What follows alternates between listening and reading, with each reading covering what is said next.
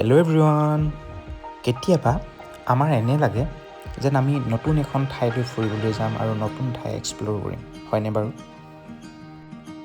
কিন্তু এনে কিছুমান ঠাই আছে যিবোৰ আমাৰ নিচেই কাষত আৰু আমি কেতিয়াও সেইবোৰ আমি এক্সপ্ল'ৰ কৰি পোৱা নাই। অসম আৰু অৰুণাচল প্ৰদেশৰ সীমামূৰীয়া অঞ্চল, হিমালয়ৰ পাদদেশত অৱস্থিত এয়া আমাৰ জীয়াঢলমুখৰ সুন্দৰ এক প্ৰাকৃতিক মনোমোহা পৰিৱেশ। এয়া হৈছে মোৰ বা, মোৰ জেঠাই ছোৱালী। ইহঁতকেইটা হৈছে যদু আৰু বাবু। সিহঁতকেইটা হৈছে মোৰ ভাগিন আৰু সিহঁতে খুব মুকলি পৰিৱেশ পায়, খুব ফূৰ্তি সিহঁতৰ, খুব দৌৰিছে, খুব খেলিছে।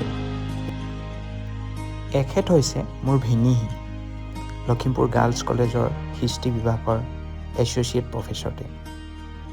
সন্তানৰ প্ৰতি থকা মৰম কি সুন্দৰকৈ পৰিস্ফুট হৈছে। এয়া হৈছে তেখেতৰ সৰু ল'ৰা, মোৰ মৰমৰ ভাগিন। তাতে আকৌ মই সেই প্ৰাকৃতিক মনোমোহা পৰিৱেশ পাই সঁচাকৈ নিজকে খুব শান্তি অনুভৱ কৰিছোঁ। কেতিয়াবা ঘৰৰ কাষতে থকা নোযোৱা ঠাইবোৰলৈ আপুনিও যাবচোন, সময় উলিয়াই, সঁচাকৈ বহু ভাল লাগে।